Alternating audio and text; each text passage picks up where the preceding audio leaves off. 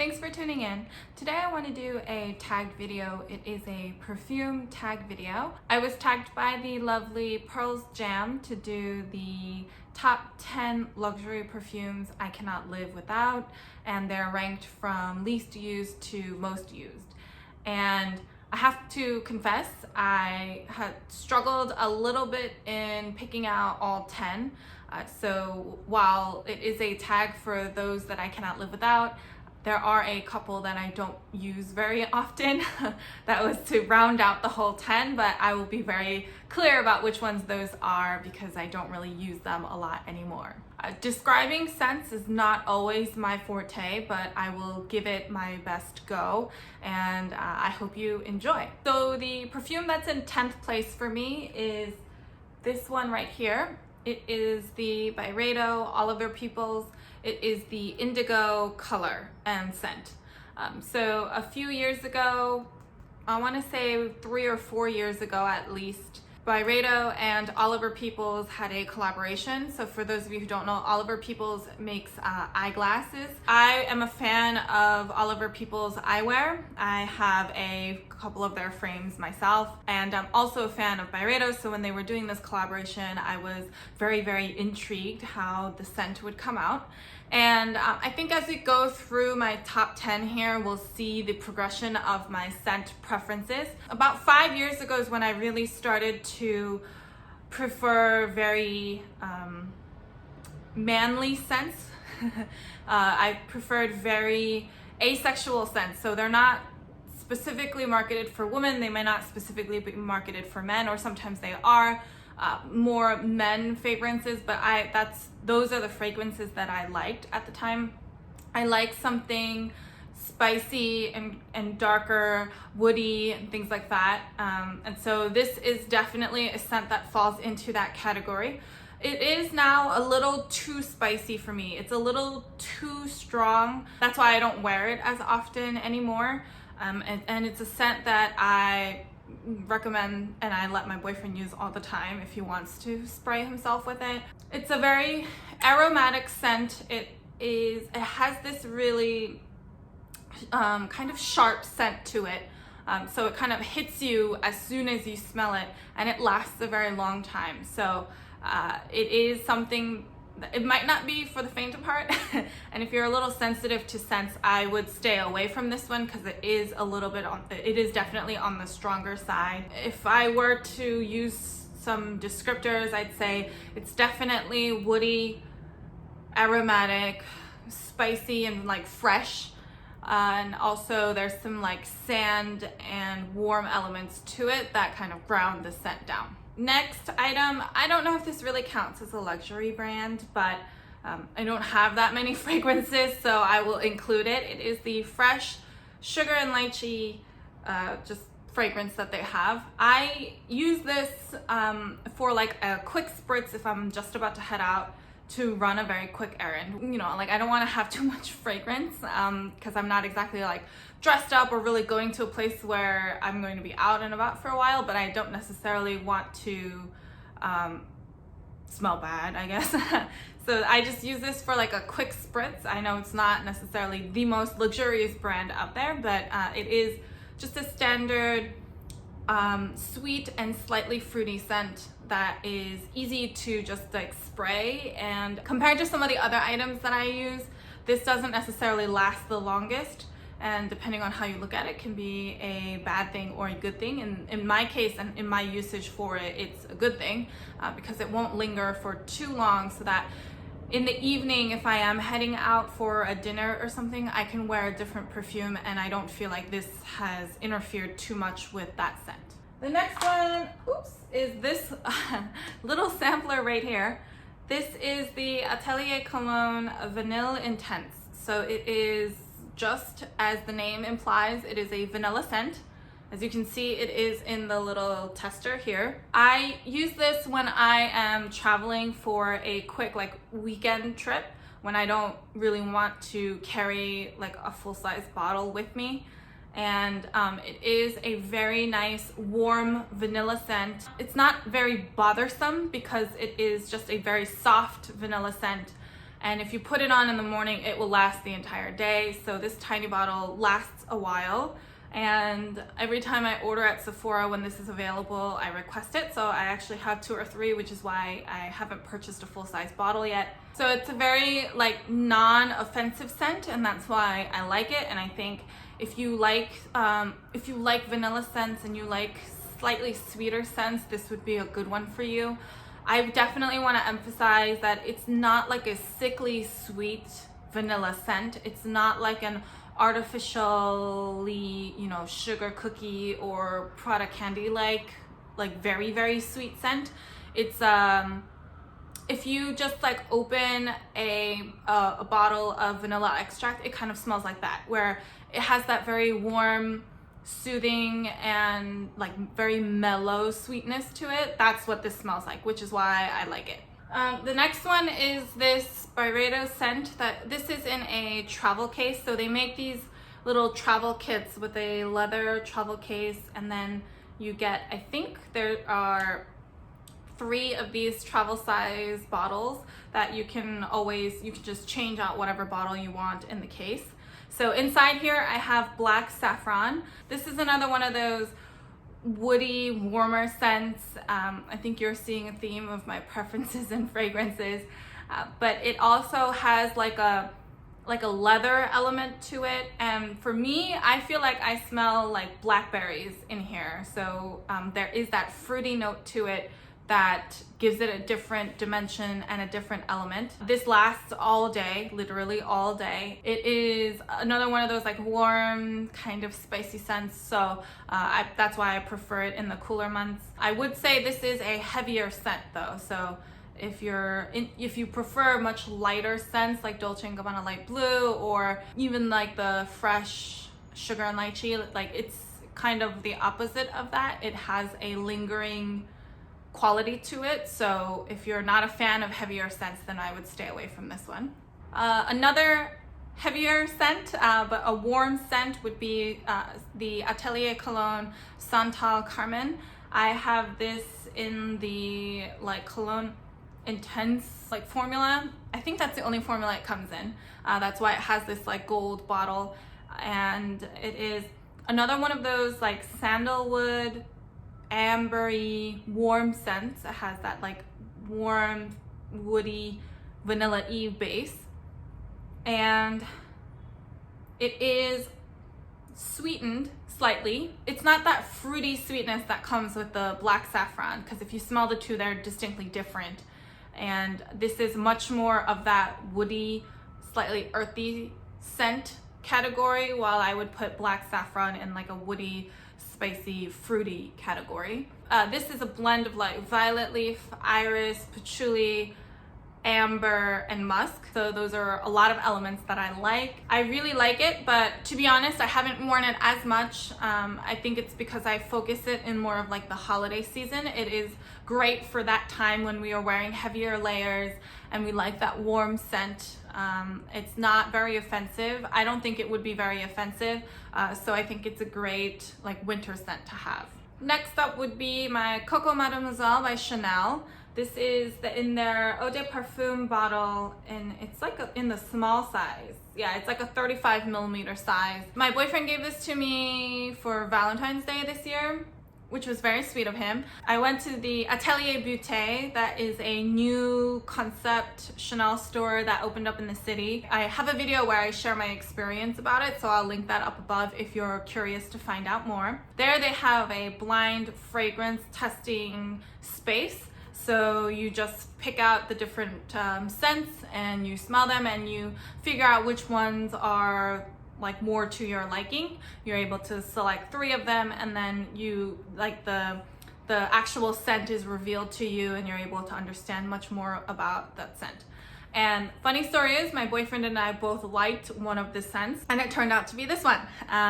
This had been a perfume that was on my mind, and one that I liked and I had always wanted to pick up for years, since like high school. And for some reason, I just never really did. I like my fragrances, and I tend to wear my fragrances for a long period of time. So it takes a while for a new one to get incorporated. So anyway, when my boyfriend and I both realized we liked the same scent and it was this one, that's why he decided to pick it up for me. And it is also it's a sweet, I would say slightly woody scent. It has some of that amberness in there, but it's a much brighter woody scent, if that makes sense. Describing scents is so difficult. It's a brighter woody scent. It's much more like fruity and girly, if you will. So if you think of like woody amber scents as being kind of masculine, this is definitely a much more feminine scent. I like to spray this very sparingly because the eau de parfum formula is actually really strong. I will just like spritz it and then walk through it. Do any of you do that? Instead of like spraying yourself directly, you'll just like spritz the air and like walk through it. So this is one of the perfumes that I do that with, just because I feel like it's kind of strong and it can linger a bit. When I wear it for work, I don't want it to be very offensive in case there are other folks around me who are more sensitive to smells. If you're looking for a new scent that is great for this season, and you've been interested in Chanel perfumes, then I definitely check this out. If you think of Chanel No. 5 as being too old for you, then Coco Mademoiselle is like the younger version of that. It has some of that kind of old lady characteristics, not in a bad way, but it has some of those elements, but it makes them much brighter, sweeter, and younger. Moving on to this replica scent. This is called Lipstick On. You can see it's almost all gone. And also the liquid itself used to be a much lighter pink color, so this bottle's kind of old. But this is a great scent. I wore this non-stop for a long time, as you can see. The whole idea around the replica line is that it is a scent that evokes an experience, a place, and a time period. There are some that are called like jazz club, barbershops. Immediately you get the imagery for what those scents might smell like. There's also lazy Sunday morning, beach walk. These are a whole bunch of scents that are part of this replica line. This is called Lipstick On. The provenance and period is Chicago 1952. The fragrance description is night blush and rice powder. The style description, it says female fragrance, but I absolutely love this scent. I would go out and buy another one, but there are enough in my collection right now that I am holding out on that just a little bit. When this scent came out a couple years ago, I was seeing some folks use it. I had gotten a sample of it and I fell in love. It is a sweet, slightly waxy scent, because like if you think about lipstick smells, especially like your mom's lipsticks, they had that distinct like waxy smell to them. So this has that bit in there. There's that little bit of wax, but there is much more of that like sweetness to it. Compared to some of the other ones, this is definitely on the sweeter side. But my only issue with this was that I had to spray a lot of it for me to feel like it got onto me and it is going to stay for the rest of the day. I would like spritz like all over, so like solid 6 sprays across my body to have this last throughout the day, versus some of these I spray like 1 or 2 sprays and then I'm good for the whole day. That's the only downside of this scent, but otherwise I highly recommend. I will move on to, this is actually the most recent addition to my collection. This is the Gucci fragrance called a Memoire d'une Odeur. I do not speak French. I presume that's French for like a memory of an odor, or an odor's like memory. This is the first like unisex fragrance that has come out from Gucci. So because of that, it is a much more earthy and green scent. Like, you know when you like pull weeds out of the yard and there's that, or the lawn just got cut, there's that like very green scent? That's definitely in here. It's not as sweet as some of the other fragrances that I've already talked about. But there is still some sweetness to it to temper that green smell. And I think it works really well as a men's or women's fragrance. My boyfriend and I used this together. We picked this up when we were on our trip in Hawaii. So it's like a perfume that we purposefully got to remind us of our trip there. And so I like to spray this when I'm like not in a particularly like girly mood or anything like that. If I want to smell very interesting, like distinct a little bit, then I will go for this one. I love the Art Deco-ness of this bottle though, and I think it looks really pretty on any like vanity. Not that you should buy a perfume for its looks, but if you don't really like sweet scents, if you like sweeter and fruity scents, but you want to expand to include some other types of scents, then I think this is a good foray into that. I think we have our last two left, so I will go with this one next. This is my DIPTYQUE Eau Duelle perfume. This is the Eau de Parfum formula. I think they make a toilette version as well, but I prefer the parfum. It's a lot stronger, it's more intense, and it lasts during the day, like the whole day, and like could even last till the next morning. This is my second bottle, which is why you don't see a lot of it used up, because I completely finished it in another bottle. This was my first fragrance from DIPTYQUE. It is another one of those warm vanilla-y scents, but this is like a spiced vanilla. So if you think about, so this is like if you opened that bottle of vanilla extract and you had some cinnamon sticks right next to you, it would be the combination of all of that together. It's like beautifully complex in that way. We have the ATELIER Cologne Vanilla Intense, which is like pure vanilla. So it's like if you took that, but you added some spices and you made it a little more interesting, that is this scent. Whenever I spray this and I went out, people would ask me what I'm spraying, like what I smell like, what is that scent? You smell really good. So this is definitely a scent that will stand out. It is one that is not offensive in my opinion. Even though it's stronger, it's not as like sharp or pungent as some other scents can be. And this is another scent that I prefer to wear in the cooler months because of how intense it can be. And I think it goes well again with the holiday seasons when you have like a lot of these gatherings and places you meet people and you want to continue to bring that warmth forward. That's why I think this scent fits great. And lo and behold, my 10th fragrance. This I consider to be effectively my signature fragrance. It is the one that I will go to on a daily basis. This is LABO Santal 33. I think LABO is another brand where they don't necessarily brand their fragrances as women's only, men's only. They're all fragrances. They have some that lean towards more feminine preferences and some that may lean towards male preferences. And I feel like Santal 33 is one that falls really right in the middle, which is why I probably like it, because it's right in the middle of both of those. It's not too floral, it's not too sweet, it's not too woody or too masculine or too spicy. It really does fit right in the middle. If you ask me what this smells like, I will say it smells like an old-fashioned, the drink. There is a warm element to it, and that's what I like in all of my scents, so that's what grounds it.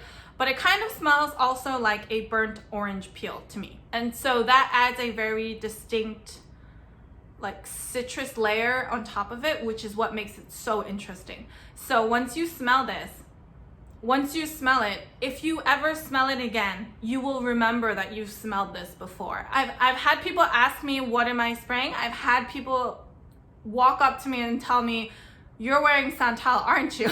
Like, you're wearing LABO Santal, aren't you? Like, they can recognize that scent. Like, it is a very distinct scent. I think a lot of people already use this as well. And if so, yay, we're all part of the same club.